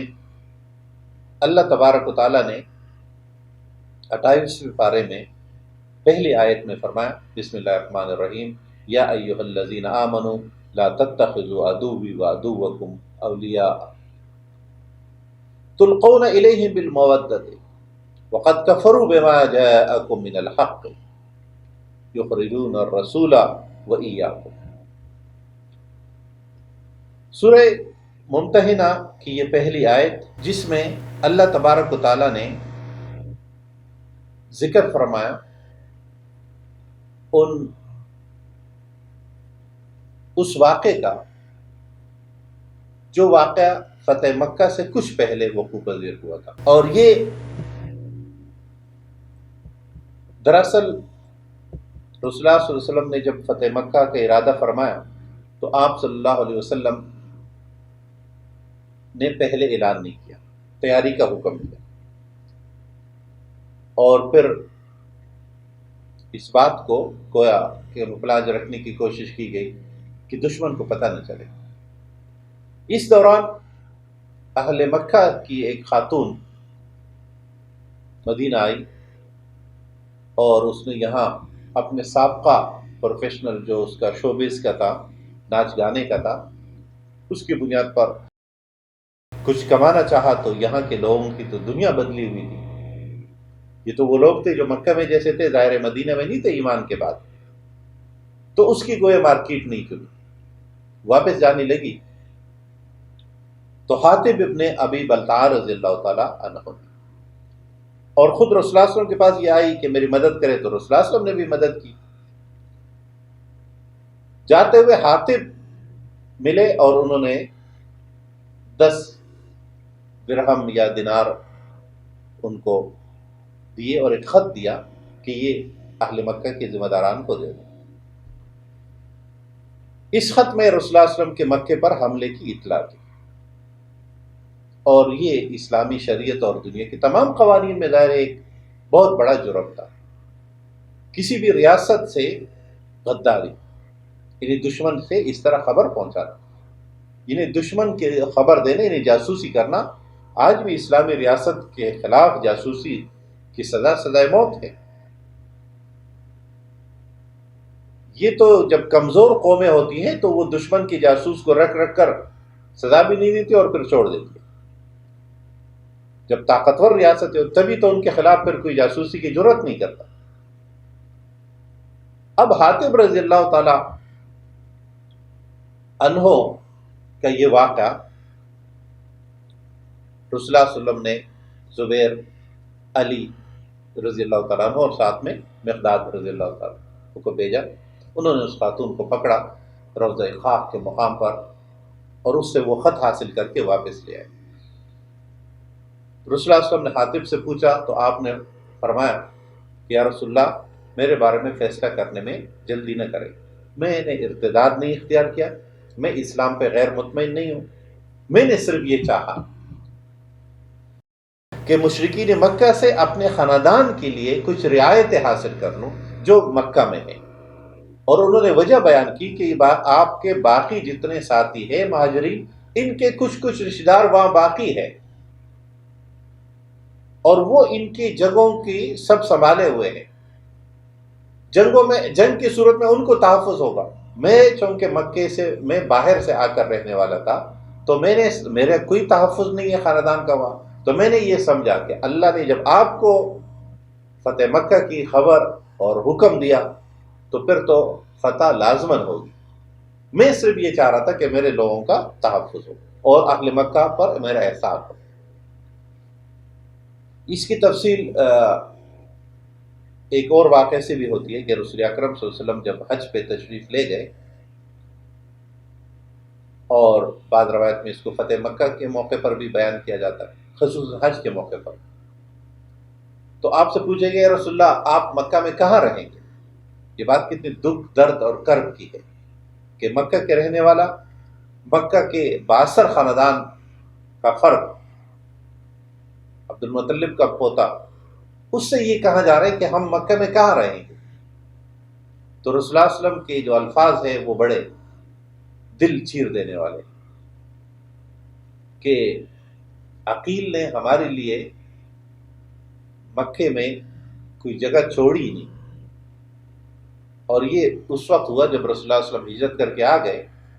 تو جو وہاں باقی بچے عباس اور باقی، تو ان میں سے رسول اللہ صلی اللہ علیہ وسلم کے حصے کی جو زمینیں تھی، جو گھر تھے، وہ فروخت کر دی. تو یہ اس کیفیت کی طرف اشارہ تھا کہ آپ کے لوگ تو وہاں ہیں، سب کے رشتہ دار وہاں ہیں، وہ ان کا اموال وغیرہ کا خیال رکھتے ہیں، خاندان کا، خواتین کا، میرا وہاں کوئی نہیں. حاتب رضی اللہ تعالی عنہ کا عذر رسول اکرم صلی اللہ علیہ وسلم نے قبول فرمایا، اور حضرت عمر فاروق رضی اللہ تعالیٰ عنہ نے جب فرمایا کہ میں اس منافق کی گردن مارنا چاہتا ہوں، تو رسول اللہ صلی اللہ علیہ وسلم نے فرمایا یہ میرے ساتھ بدر میں موجود، جب دنیا ہمارا ساتھ نہیں دے رہی تھی تو اس وقت اس نے ایمان قبول کیا. اس سے جو اصول امت کو ملا ہے وہ یہ ہے کہ ہر غلطی کو اس کے جذبے اور فرد کے ضابطہ خدمات کو مد نظر رکھ کر فیصلہ ہوگا. اب اس کا یہ مطلب نہیں کہ چوری کا فیصلہ بھی اس بنیاد پر ہوگا کہ اس نے پہلے قربانیاں دی ہے یا نہیں. یعنی جب افراد کے آپس میں معاملے ہوں گے تو پھر عدالت میں جب بات آئے گی تو فیصلہ انصاف پر ہوگا. یہ چونکہ ریاست اور فرد کا معاملہ تھا، رسول اکرم صلی اللہ علیہ وسلم نے اس کا فیصلہ اس اصول میں فرمایا کہ فرد نہیں ٹوٹنا چاہیے، ہر فرد ملت کے مقدر کا ستارہ ہے. اور تنبیہ بھی فرمائی، یعنی نہ صرف خود بلکہ قرآن حکیم حاتب ابن بلتع رضی اللہ تعالی عنہ کی اس عمل پہ تنبیہ فرما رہا ہے کہ ایمان والوں، میرے اور اپنے دشمنوں کو دوست نہیں بناؤ. یہ آیات حاتب رضی اللہ تعالیٰ عنہ کی اس غلطی پہ قرآن حکیم تنبیہ فرما رہا ہے تاکہ ہمیشہ کے لیے یہ بات یاد رہے. لیکن رسول اللہ صلی اللہ علیہ وسلم نے عملاً کوئی سزا نہیں دی، جس سے اصول یہ بنا کہ اصول ٹوٹ جائے لیکن فرد نہیں ٹوٹنا چاہیے، اس لیے کہ اسلامی اجتماعیت میں، تحریک اسلامی میں فرد کی اہمیت ہے. پھر قرآن حکیم نے فرمایا تلقون الیہم بالمودہ، تم ان کی طرف انسیت، مودت، اقدار کی بات کرتے ہو کہ یہ تمہارا خیال رکھیں گے، حالانکہ ان لوگوں نے تو حق آنے کے بعد کفر کیا، رسول کو نکالا، اور صرف رسول کو نہیں، حاطب تمہیں بھی نکالا، وَإِيَّاكُمْ، اور تم سب کو بھی ہجرت پہ مجبور کیا۔ حالانکہ تم اور ان میں فرق کیا تھا؟ صرف یہ کہ تم اللہ اور اس کے رسول پر ایمان رکھنے والے تھے، اور یہ لوگ اس کا انکار کر رہے ہیں۔ قرآن کریم نے فرمایا کہ اللہ فرماتے انا اعلم بما اخفیتم وما اعلنتم، ہم جانتے ہیں جو تم ظاہر کرتے ہو، جو تم چھپاتے ہو۔ اور یہ حتمی حکم دے دیے کہ جو بھی ایسا کرے گا وہ گویا حق اور صحیح راستے سے دور ہوگا، اور فرمایا کہ جب ان کو موقع ملے گا تو وہ تمہارے بارے میں ان سب کا خیال نہیں رکھیں گے، وہ دشمنی کریں گے۔ اصول، تم دشمن سے دوستی کا تقاضا یا دوستی کی امید نہیں کر سکتے، تو تمہاری یہ رائے درست نہیں ہے کہ وہ تمہارے خاندان کا خیال رکھیں گے۔ یہاں ضمناً ایک اور موضوع بھی اس آیت سے معلوم ہوتا ہے، اور وہ ہمارے ہاں خصوصاً بر صغیر میں اور پاکستان میں جس موضوع کو بہت بیان کیا جاتا ہے، اور آج کل چونکہ ہمارے تمام معاملات ایک جذباتی اور ایک رد عمل کی بنیاد پر ہے، اب اس پہ یہ سوال اٹھ سکتا ہے کہ قرآن حکیم یہ بات کن سے کہہ رہا ہے؟ یعنی یہاں خطاب قرآن حکیم کا صحابہ رضوان اللہ علیہ مجمعین میں سے حاطب رضی اللہ تعالی عنہ سے، اور قرآن حکیم ان کے اس غلطی کو بھی بیان کرتا ہے، اس کی تفصیل بھی بیان کرتا ہے، اور فرماتے وَمَن يَفْعَلْهُ مِنْكُمْ، تم میں سے جو ایسا کرے گا فَقَدْ ضَلَّ سَوَاءَ السَّبِيلِ، کہ تم ان سے مودت چاہتے ہو۔ اب قرآن حکیم یہ بات ایک معاملہ تھا، اس وقت طے ہو گیا تھا، اس کو قرآن حکیم کے متن کے حصے بنانے کا مطلوب یہ ہے کہ بعد والے لوگوں کو یہ معلوم ہو جائے کہ یہ مقدس ترین روئے زمین کے رہنے والے صحابہ رضوان اللہ علیہ اجمعین بھی جب غلطی کرتے ہیں تو قرآن حکیم اس کی تنبیہ اور تعدیب فرماتا ہے، تو کوئی اور کیوں کر اس سے ماورا ہو سکتا ہے، کسی اور کا تو یہ مقام ہی نہیں ہے۔ تو قرآن حکیم نے نہ صرف یہاں بلکہ آگے ہم سورہ جمعہ میں بھی اس کا ذکر کریں گے، اور اس بات کو وہاں ذرا تفصیل سے لے لیں، جس سے یہ بات معلوم ہوتی ہے کہ صحابہ رضوان اللہ علیہم اجمعین کے بارے میں مسلمانوں کی رائے کبھی بھی معصومیت کی نہیں رہی، معصومیت کی رائے صرف اللہ کے رسول کے لیے ہے، اور تبھی قرآن حکیم ان تمام کیفیات کا ذکر کرتا ہے تاکہ کوئی اور اس کا شکار نہ ہو۔ صحابہ کے لیے تو نہیں، لیکن اپنے ائمہ کے لیے معصومین کی رائے اہل تشیع نے اختیار کی، اس لیے کہ وہ اسے تسلسل معصومیت امامیت کے طور پر قائل ہے۔ قرآن حکیم سورہ صف میں پارہ نمبر 28 آیت نمبر 1 میں ارشاد فرماتا ہے، بسم اللہ الرحمن الرحیم، سبح للہ ما فی السماوات وما فی الارض وهو العزیز الحکیم،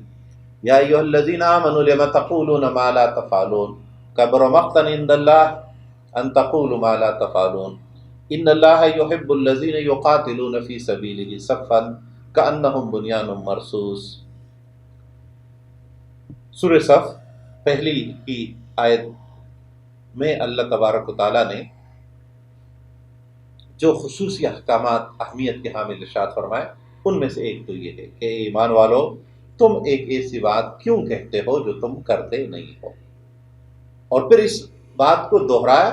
کبر مقتا عند اللہ، اللہ کے ہاں یہ بہت بری بات ہے کہ تم وہ بات کہو جو تم کرو۔ اسے ہم اصطلاح میں قول و فعل میں مطابقت کہتے ہیں کہ مومن وہ ہے جس کا قول و فعل ایک ہو، قول و فعل میں تضاد نہیں ہوگا، ہزار خوف ہو لیکن زباں ہو دل کی رفیق، ازل سے رہا ہے یہ پیغمبروں کا طریقہ۔ یہ دل اور نگاہ یا دل و زبان، انہیں انسان کی پوری حاضری یا جو کچھ وہ کر رہا ہوتا ہے اس میں یکسانیت، اور اس میں کسی منافقت کا نہ ہونا، یہ مطلوب ہے، یہ مقصود۔ یہ معاملہ عام مسلمانوں میں بھی، ہر مسلمان سے یہ تقاضا ہے، خصوصاً جو دعوت کی ذمہ داری سر انجام دیتے ہیں، جو اسلامی اجتماعیت قائم کرنے کے لیے کوشاں ہے، جیسے کہ صحابہ رضوان اللہ علیہ اجمعین، ان کے لیے خصوصاً یہ حکم، اور پھر سب مسلمان آج بھی جو اسلامی اجتماعیت قائم کرتے ہیں، ان کے لیے یہ بات بہت زیادہ ضروری ہے کہ مسلمان تو نام ہی اعتماد کا ہے، قول و فعل کے تضاد میں اصل معاملہ آتا ہے کہ پھر سامنے والا اعتماد کیسے کرے۔ ہم اپنے معاشرے میں ٹماٹر بھی خریدتے ہیں تو 4 اور جگہ سے پوچھتے ہیں، اور جب ہمیں اس جیسے کم قیمت پہ ملتے ہیں تو پھر بہت پریشان ہوتے ہیں، دکھی ہوتے ہیں کہ ہم نے آج اس نے لوٹ لیا ٹماٹر والے نے۔ یہی معاملہ دعوت کی بنیاد پر بھی ہے کہ جو ہم کہہ رہے ہیں، اسی طرح یہ بات سب سے زیادہ علم رکھنے والے اہل علم کے لیے بھی ہے کہ ان کا قول و فعل ان کے علم کے مطابق ہے یا نہیں۔ اور اس پہ سب سے بڑی بات امام احمد بن حنبل کا کردار ہے۔ 3 عباسی خلفاء کوڑے لگاتے رہے، اور کوڑے لگانے کی کیفیت کیا تھی کہ نیا نیا جلاد کوڑے لگائے گا، 2 تازہ دم، اور خود فرماتے اگر وہ اونٹ یا سانڈ کو لگتے، ہاتھی کو لگتے، تو وہ بھی دڑام سے گر پڑتے۔ اور فرماتے کہ مجھے یہ حوصلہ، مجھے یہ بات کہ اپنے حق بات پہ ڈٹ جانا ہے۔ یہ ایک شخص میرے پاس آئے جو لوہار تھا، جب مجھے گرفتار کیا گیا، بیڑیاں ڈالی گئی، اور حکم تھا کہ نہ سوار کرنے میں مدد دینا ہے اور نہ اتارنے میں۔ ہم جان سکتے ہیں کہ ایک بندھا ہوا شخص کیسے سوار ہوگا اور کیسے پھر اترا ہوگا۔ کہتے جب میں سوار مجھے لایا جا رہا تھا تو ایک شخص میرے قریب آیا اور کہا، شیخ میں فلاں لوہار اور چور ہوں، اور میں ان کے 16,000 کوڑے سہ چکا ہوں، مختلف موقعوں پر مسلسل، ہر دفعہ گرفتار ہوتا ہوں، یہ کوڑے مارتے ہیں، میں پھر بھی چوری کرتا ہوں۔ تو تم حق پہ اگر ہو، حق کے لیے اٹھ کھڑے ہو، تو کوڑوں کی وجہ سے کبھی حق چھوڑ نہ۔ کہتے ہیں مجھے اس بات سے ایک عجیب حوصلہ ملا، اور یہی انسان پہ اثر انداز ہونے والے وہ واقعات ہوتے ہیں۔ یہ سب کچھ کہ قرآن مخلوق نہیں ہے،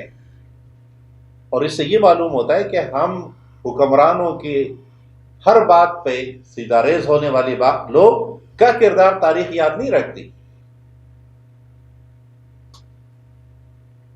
امام احمد ابن حنبل کے بارے میں فیصلہ کرنے والے اس وقت کے قاضیوں کو تاریخ نے یاد نہیں رکھا ہے، احمد کو یاد رکھا ہے، اور اس کے بعد بھی وہ سب جو حکمرانوں کے غلطیوں کو غلط کہتے گئے، سزائیں برداشت کرتے گئے، اور حکمرانوں کے دروازوں سے دور رہے۔ اور اس لیے امام ابو حنیفہ رحمہ اللہ کا جنازہ قبر سے قید خانے سے نکلتا ہے۔ اس لیے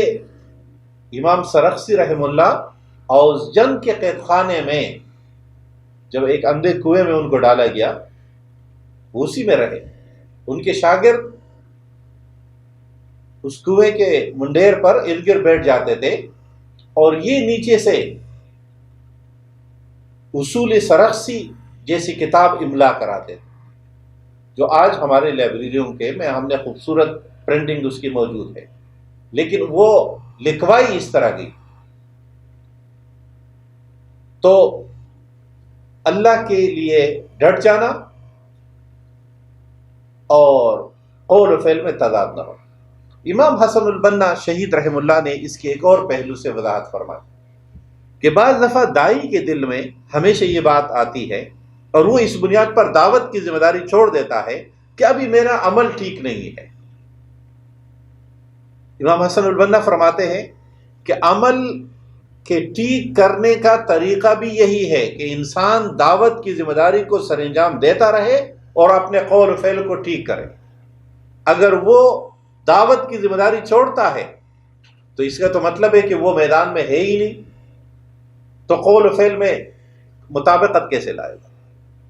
اور پھر قرآن کریم نے فرمایا ان اللہ یحب الذین یقاتلون فی سبیل اللہ، قول و فعل میں تضاد نہ ہو اور سب یکبستہ ہو کر اللہ کے راہ میں لڑتے رہے، اور یہ صفیں کیسی ہو کأنہم بنیان مرصوص، جیسے کہ وہ سیسا پلائی ہوئی دیوار ہے۔ پورے قرآن حکیم کا مطلوب اور نچوڑ یہ ہے کہ قرآن ایک ایسے لوگوں کو منظم کرنا چاہتا ہے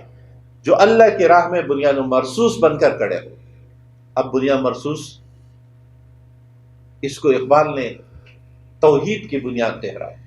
کہ توحید انسانوں کو اس طرح آپس میں جوڑتا ہے،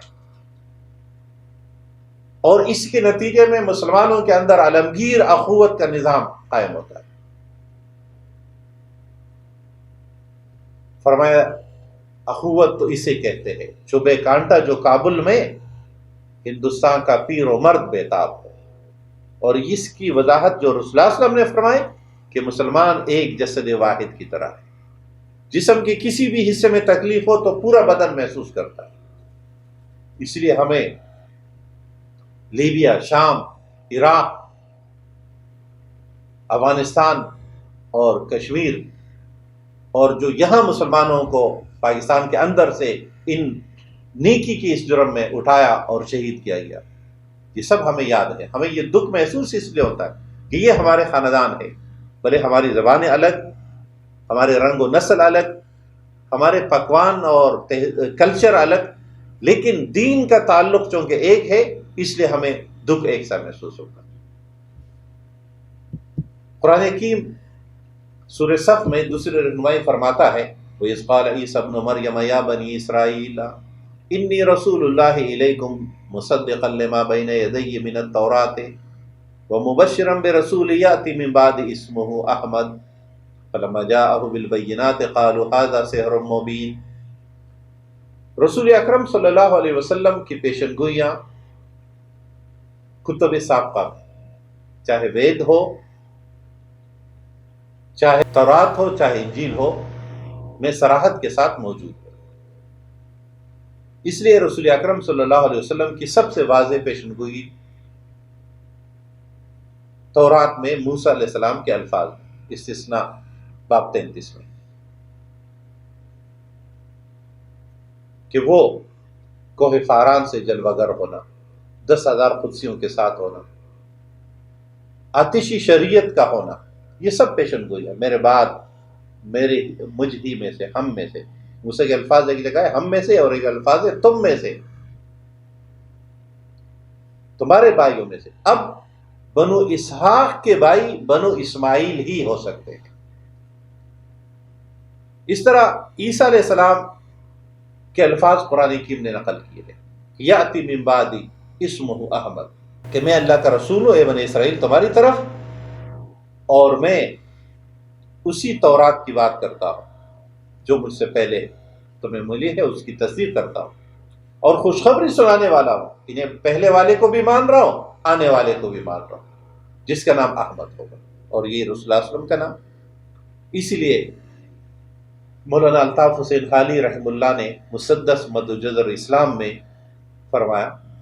کہ دعائے خلیل نوید مسیحا، تو دعائے خلیل موسیٰ علیہ السلام، ابراہیم علیہ السلام کے الفاظ، اور نوید مسیحا یہ عیسیٰ علیہ السلام کے الفاظ۔ قرآن حکیم اس کے بعد اسلامی نظام کے بارے میں ارشاد فرماتا ہے یریدون لیطفئوا نور اللہ بافواہہم واللہ متم نورہ ولو کرہ الکافرون۔ یہ لوگ چاہتے ہیں اور ہمیشہ چاہتے رہیں گے کہ اللہ کی اس نور کو اپنے پھونکوں سے بجھا دے، حق کو ختم کر دے۔ اور یہاں افواہ کا لفظ استعمال ہوا ان کے نتائج کے اعتبار سے، کہ ان کی یہ کاوشیں اتنی ہوگی جیسے پھونک مار کر کسی چراغ کو بجھا، لیکن نہ تو یہ کوئی ایسا چراغ ہے اور نہ اس کو کبھی یہ بجھا سکے گی۔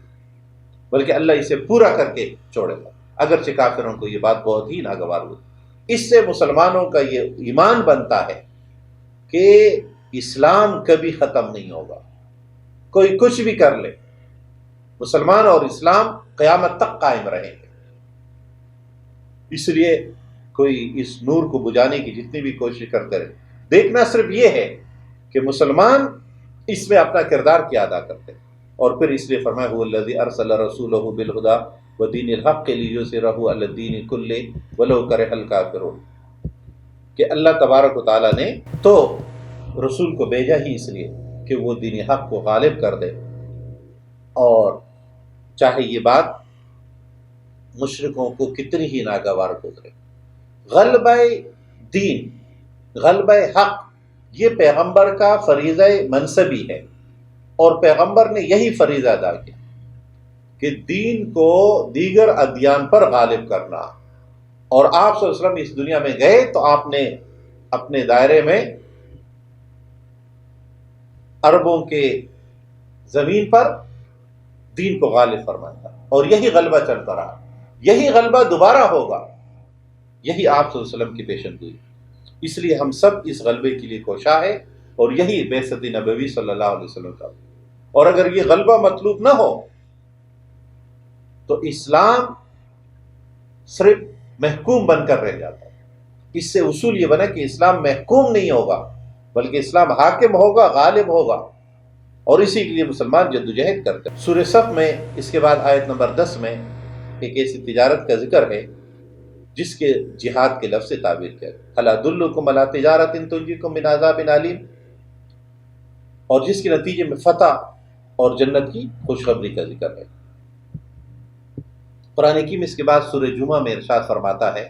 کہ اللہ تبارک و تعالیٰ نے آیت نمبر 2 میں کہ وہی تو اللہ ہے جس نے تمہارے لیے تمہیں میں سے ایک رسول بھیجا، بعث فی الامیین رسولا منکم۔ اس رسول کی ذمہ داری کیا ہے؟ یتلو علیہم آیاتہ، تزکیہ تلاوت کی کتاب کرتا ہے، آیات سکھاتا ہے، تزکیہ کرتا ہے، اور تعلیمی کتاب دیتا ہے، اور حکمت عطا کرتا ہے۔ یہ پیغمبر کی 4 ذمہ داریاں جو دراصل امت کی ذمہ داریاں ہیں، اور امت اس کو جاری رکھے گی۔ سورہ جمعہ میں جمعے کی فرضیت کا ذکر ہے۔ فرمایا یا ایھا الذین آمنوا اذا نودی للصلاۃ من یوم الجمعۃ فاسعوا الی ذکر اللہ وذروا البیع، جب اذان کے ذریعے حکم ہو، دعوت ہو، پیغام ہو جمعے کے لیے آنے کا، تو سب کچھ چھوڑ کر اس ذکر کی طرف آئے۔ اور یہی وجہ ہے کہ جمعے کی جماعت کے فرض ہونے کی۔ اس لیے رسول اکرم صلی اللہ علیہ وسلم جو ہی مدینہ پہنچے تو 4-5 دن کے بعد آپ نے جمعے کی نماز کرائی، اور اس لیے ہمارے فقہا نے جمعے کی نماز کے لیے سلطان اسلام کی شرط رکھی، مسلمان حکمران کی شرط رکھی۔ قرآن حکیم ایک خصوصی پہلو بیان فرماتا ہے کہ تم سے ایک دفعہ غلطی ہوئی، وَإِذَا رَأَوْا تِجَارَةً أَوْ لَهْوًا فَضُّوا إِلَيْهَا وَتَرَكُوكَ قَائِمًا، کہ جب تجارت دیکھی یا کوئی اور چیز دیکھی۔ ایک دفعہ مدینے میں قحط، مال کا بحران آیا، باہر تجارت قافلہ آیا، یہاں جمعے کی نماز ہو رہی تھی، اور کچھ لوگ کاروبار کے لیے چلے گئے۔ قرآن حکیم نے اس بات کو اتنی اہمیت سے لیا کہ جمعے کی فرضیت کے ساتھ یہ ذکر کر دیا کہ وَتَرَكُوكَ قَائِمًا، آپ کو کڑا چھوڑ کر یہ چلے گئے۔ قُلْ مَا عِندَ اللَّهِ خَيْرٌ مِّنَ اللَّهْوِ وَمِنَ التِّجَارَةِ، آپ کہہ دیجئے کہ جو اللہ کے پاس ہے وہ لہویات اور تجارت سے زیادہ بڑھ ہے۔ اب قرآن حکیم کی یہ آیت بھی جب فرما رہی تَرَكُوكَ قَائِمًا، آپ کو کڑا چھوڑ کر، تو یہ کن سے قرآن حکیم فرما رہا ہے، اور کن سے قرآن حکیم کہہ رہے ہیں قُلْ مَا عِندَ اللَّهِ خَيْرٌ مِّنَ اللَّهِ، آپ ان سے کہہ دیجئے۔ یہ صحابہ رضوان اللہ علیہم اجمعین میں سے جو لوگ یہاں سے گئے تھے آپ کو جمعے کی نماز میں چھوڑ کر، قرآن حکیم نے ان کے اس غلطی کو متن قرآن کا حصہ بنایا تاکہ آنے والے لوگوں کو یہ سبق ملے کہ جو بھی اسلامی احکامات میں غلطی کرے گا ان سے اس بنیاد پر کوئی صرف نظر نہیں ہوگا کہ ان کا مقام و مرتبہ کیا ہے، سب احکامات کی اسی طرح تابع ہوں گے۔ اور دوسری بات یہ کہ کوئی یہ نہ سمجھے کہ رسول کے بعد کوئی اور معصوم ہے۔ سورہ منافقون میں اللہ تبارک و تعالیٰ نے منافقین کے نفسیات بیان کیے، اور پھر سورہ تغابن میں اللہ تبارک و تعالیٰ نے فرمایا کہ ایک وقت ہوگا، آیت نمبر 9، یوم یجمع لیوم الجمع، جس دن سب جمع کیے جائیں۔ اور یہی ہمارے آج کے پارے کا آخری پیغام، آخری سبق اور یاد رکھنے والی بات ہے کہ یوم التغابن کی تیاری ہو۔ تغابن کہتے ہیں ہار جیت کے دن کو۔ اب ہار جیت کے کئی پہلو ہو سکتے ہیں۔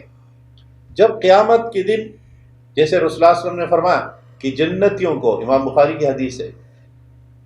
کہ جنتیوں کو بتایا جائے گا کہ جہنم میں تمہاری یہی جگہ تھی،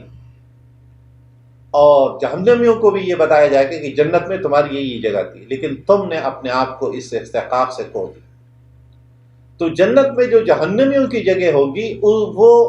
اہل جنت قبضہ کر لیں گے، انہیں لے لیں گے یا ان کو دے دی جائے گی۔ یہ ہے یوم التغابن۔ نمبر 2، جب اعمال پیش ہوں گے، لوگوں نے ظلم زیادتیاں کی ہوں گی، جیسے رسول اللہ صلی اللہ علیہ وسلم نے فرمایا مسکین وہ ہوگا جس کی نیکیاں اس کے گناہوں کے پاداش میں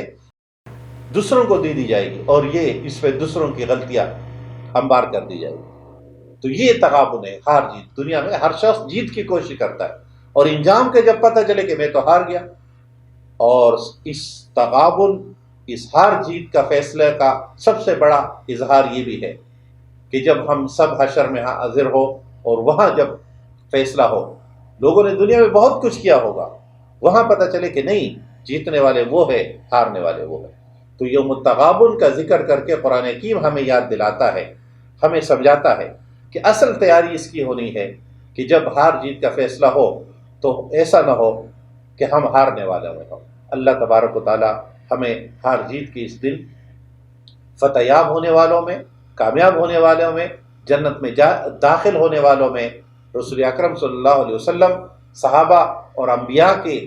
ہمسائے بنانے کی توفیق عطا فرمائے۔ اقول قولی ھذا استغفر اللہ لی ولکم ولسائر المسلمین، وآخر دعوانا ان الحمد للہ رب العالمین۔